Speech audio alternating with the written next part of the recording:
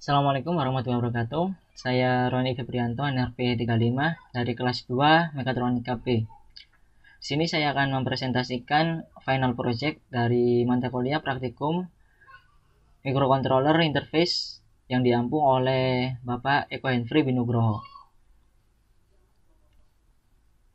Di sini saya mengambil judul Smart House Mushroom. Apa Smart House Mushroom ini?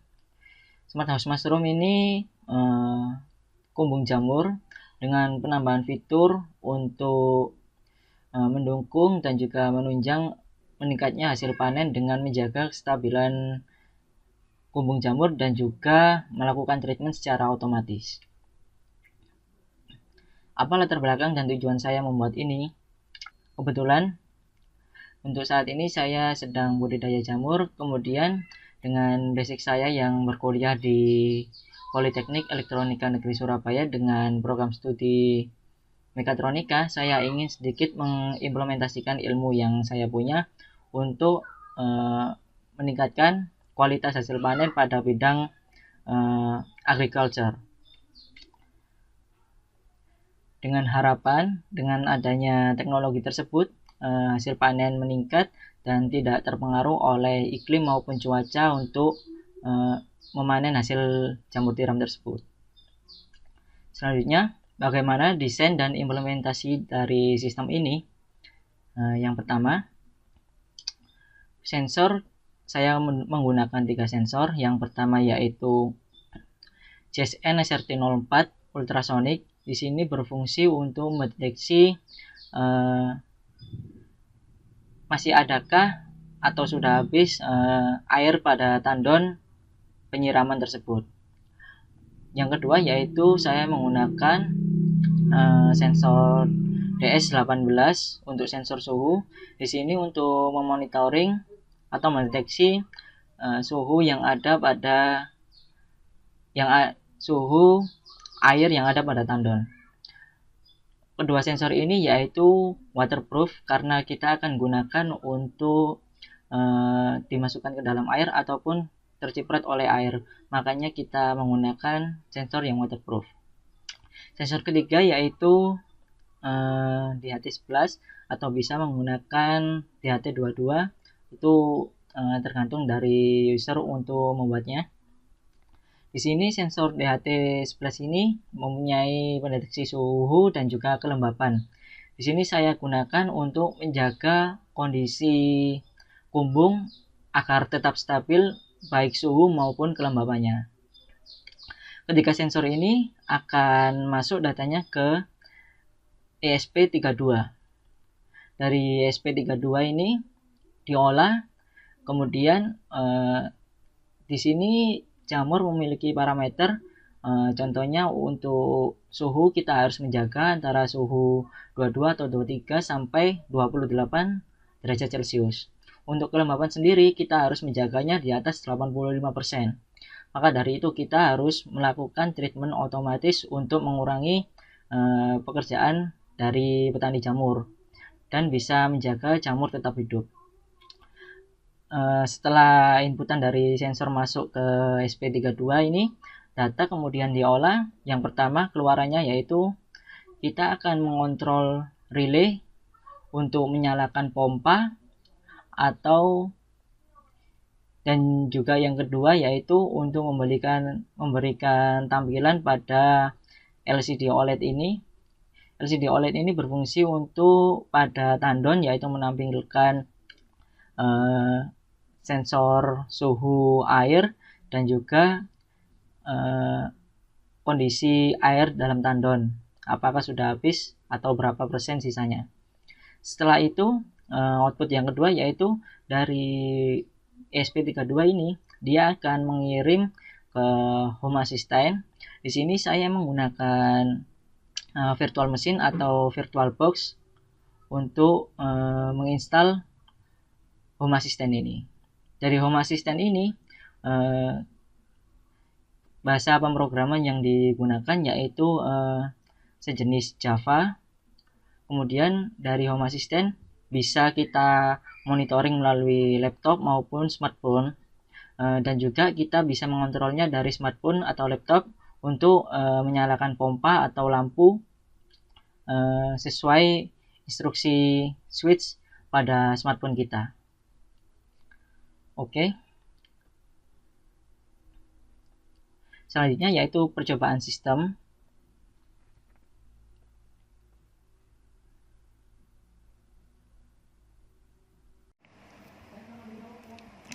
Selanjutnya yaitu tadi saya menggunakan sensor suhu untuk tandon, ini untuk DS18, kemudian sensor ultrasonic CSN SRT04, kemudian juga menggunakan sensor DHT11, dan untuk display menggunakan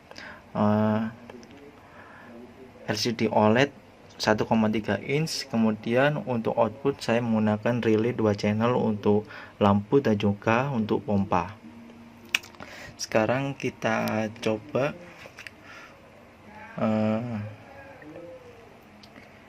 kita nyalakan home assistant. Di sini oke, kita coba kontrol.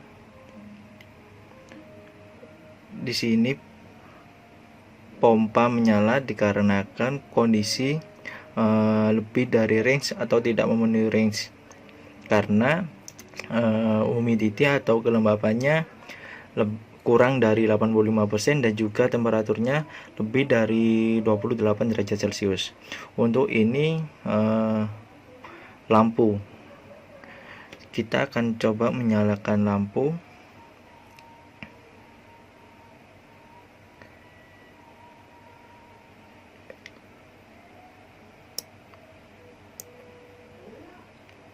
Di sini lampu menyala, kita akan coba mematikan.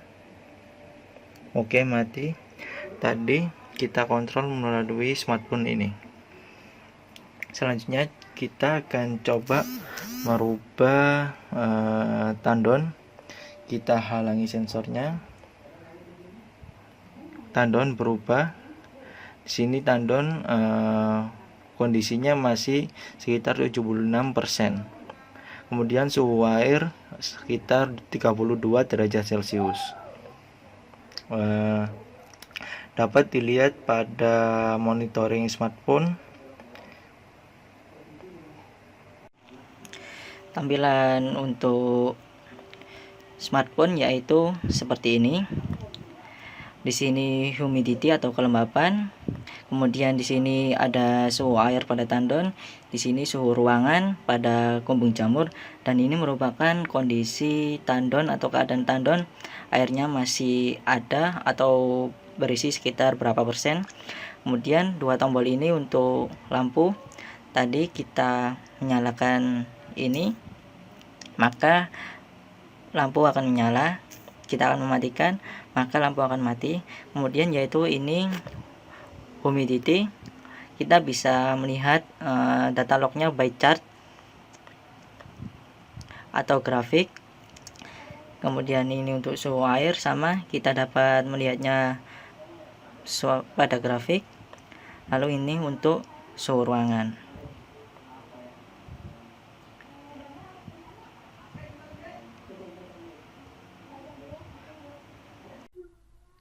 Oke, setelah tadi melakukan percobaan pada sistem, sini saya akan sedikit menjelaskan mengenai program pada microcontroller yang kita gunakan, yaitu ESP32.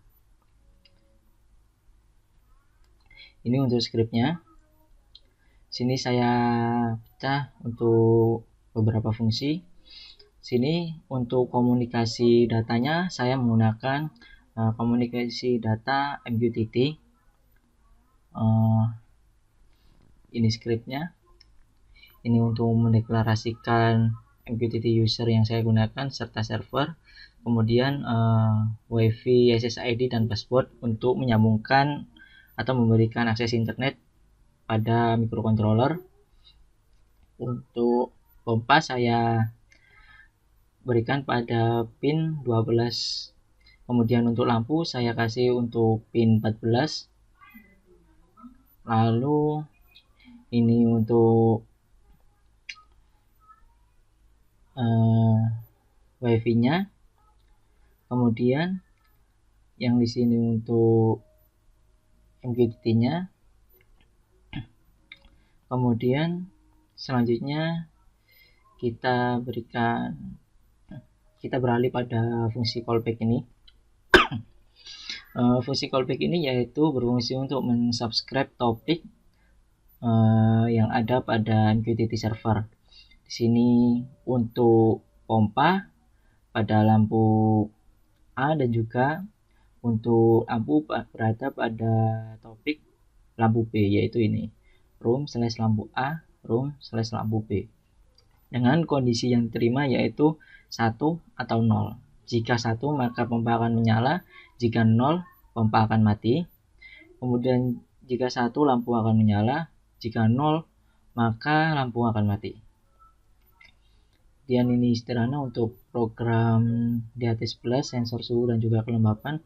Kemudian ini untuk mengirim data sensor baik temperatur ruangan, kemudian kelembapan ruangan, suhu air dan juga kondisi tandon. Di sini. Ini untuk range yang diinginkan jamur. Kemudian ini untuk menampilkan pada LCD OLED 1,3 inch.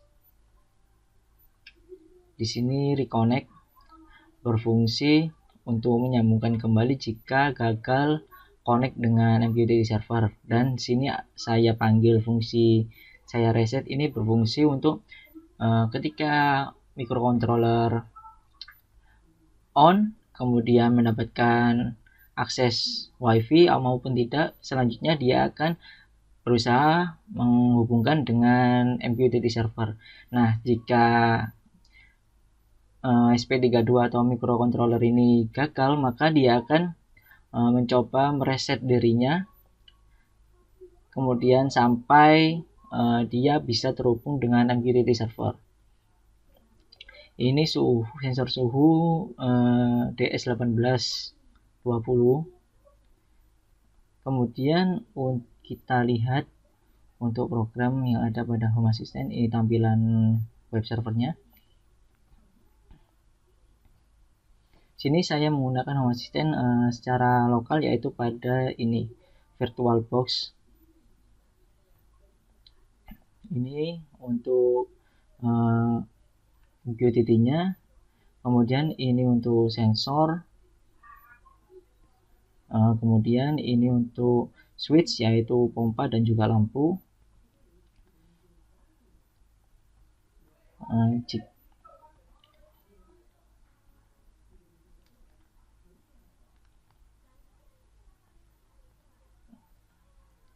Saya menggunakan add-on atau plugin ini Mosquito Broker untuk MQTT servernya.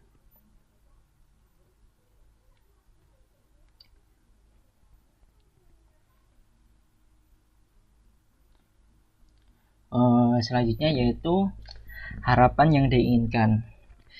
Dengan adanya sistem ini, maka harapan saya yaitu sistem ini sangat berguna bagi petani jamur karena harganya pun sangat murah dan juga bisa menunjang untuk kestabilan hasil panen yang diinginkan.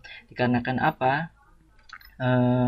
Jamur mempunyai karakteristik harus berada pada kelembapan yang tinggi, yaitu di atas 80 atau 85%.